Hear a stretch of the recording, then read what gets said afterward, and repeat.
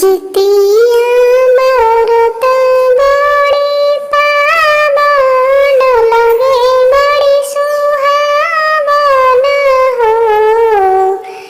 जितिया मरत बड़ी पावन लगे बड़ी सुहावन हो।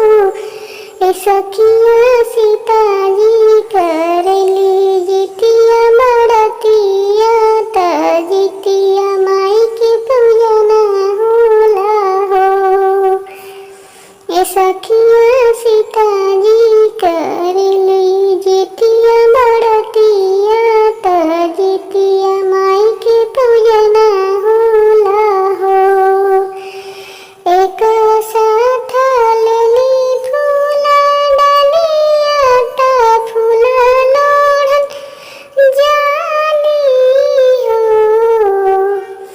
एक साथ लेली फूला डालिया ता फूला लोढ़न जाली हो। सखिया फूला लोढ़े ते सखिया फूला लोढ़े पूजेली जीते वाहन देवता मनाता पूरन भइले हो। ए सखी